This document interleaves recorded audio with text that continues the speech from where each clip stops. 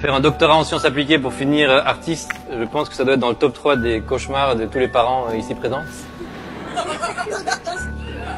Chers parents, si vos enfants veulent vraiment devenir artistes ou changer de cap après-demain, ne venez pas me chercher, c'était vraiment l'intention. Quand je vois les valeurs de consommation, d'égocentrisme, d'accumulation, de compétition et de toujours plus de croissance qui ont été les valeurs pour lesquelles les 2 générations précédentes ont bâti le système dans lequel on surnage pour l'instant, et quand je vois les élans de solidarité, de conscience collective, d'empathie, de collaboration et de quête de sens qui brillent au fond de vos yeux, au fond des jeunes d'aujourd'hui, je me dis qu'on a encore tout à prendre de vous, que vous êtes celles et ceux qui peuvent inverser la tendance vers une société plus juste et plus heureuse, et que vous avez déjà tout en vous. Je vais par contre commencer par une statistique que je vais poser là, exprès pour vous faire un peu peur. C'est une statistique tellement incroyable que j'ai dû moi-même la fact-checker, la vérifier pour les parents, quand je l'ai lue pour la première fois. Que l'on entend très rarement, si pas jamais, et qui est, je pense, le canari dans la mine de ce qui devrait nous indiquer que quelque chose va très mal aujourd'hui. Cette statistique, elle nous dit que depuis 5 ans, la Belgique dépense plus de budget national en malades de longue durée, donc essentiellement en dépression et burn-out, qu'en charges liées au chômage. Donc vous avez bien entendu, contrairement à ce que l'on nous martèle chaque jour à propos du chômage, ça veut dire qu'en sortant d'ici, vous avez en fait plus de risques de tomber malade en dépression à cause de votre job que de ne pas trouver de job. Et cette situation s'aggrave un peu chaque année depuis 5 ans. C'est pas quelque chose d'épisodique ou de ponctuel. Et c'est quelque chose qui m'a beaucoup interpellé. Je me suis un peu penché sur les raisons de cela. Et en fait, ce résultat n'est tout compte fait pas si étonnant que ça. Aujourd'hui, toutes les études scientifiques en neurosciences et en psychologie du bonheur sont unanimes. Placer des termes anxiogènes comme le sérieux, comme l'excellence, comme la compétitivité ou le sacrifice au centre de votre vie, sans en placer d'autres essentiels comme la joie, comme la collaboration, comme le sens, c'est prouvé, ce n'est pas moi qui le dis, ça ne peut que mener à la tristesse, à la fatigue et au final, à la maladie, au burn-out. Donc voilà, je ne viens pas vous parler ici ni en tant qu'artiste, ni en tant qu'ingénieur, mais en tant que chercheur, sauf que maintenant je suis un chercheur un peu plus particulier qui depuis 15 ans s'attaque de façon assidue et persévérante à la recherche de son bonheur, de façon très pragmatique. Certains vous feront miroiter des contrats avec des grosses voitures et vous diront que c'est ça la marque de la réussite.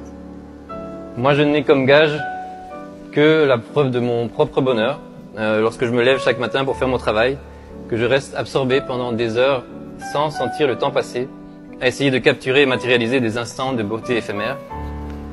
Et quand je vois le bonheur de mes enfants aussi, avec qui je passe de longues après-midi. Je ne peux donc que vous partager mon expérience, et mon expérience, c'est que pour espérer me rapprocher du bonheur, j'ai dû tout d'abord me rendre compte que le bonheur, ça se travaille. Le bonheur, il ne nous tombe pas du ciel en regardant notre vie s'écouler sur des rails construits par d'autres, des rails qui vont on ne sait où, plutôt que de mettre en pratique nos propres envies. Mais pour ça, d'abord, il faut connaître ne serait-ce que vaguement la destination. Ils vont où, mes rails ? Au début, je ne savais pas trop où je voulais qu'ils aillent. La mauvaise nouvelle, c'est que trouver son bonheur, ça prend toute une vie. La bonne nouvelle, c'est que lorsque l'on sait que ça prend toute une vie, on peut se donner le temps. Pour autant que l'on soit sur un chemin d'authenticité qui nous parle, il n'y a pas vraiment de mauvais choix et de toute façon, rien n'est définitif. En tout cas, mon chemin, il a commencé par cette condition indispensable, je pense, d'écouter mes propres envies, d'écouter ma voix intérieure. Cette voix intérieure, ça n'a rien de mystique.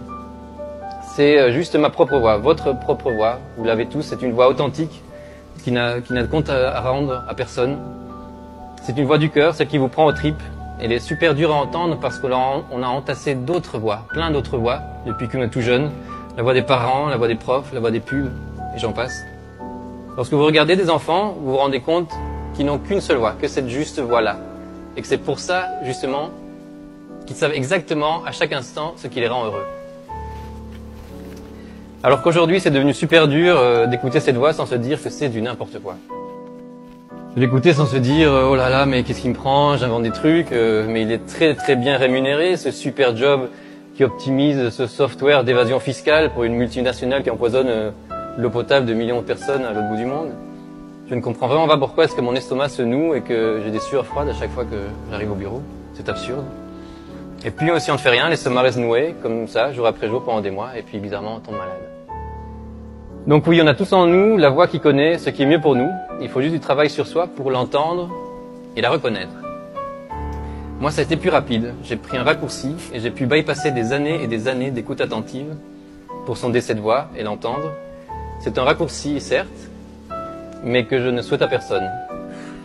C'est de voir mourir son père, soudainement. Il avait 56 ans, j'en avais 29. Il était fort comme un roc un jour, et il est parti le lendemain. Nous savons tous que nous sommes mortels, mais la nuance est énorme entre savoir que nous sommes mortels et savoir que nous allons mourir. Et que ça peut arriver du jour au lendemain.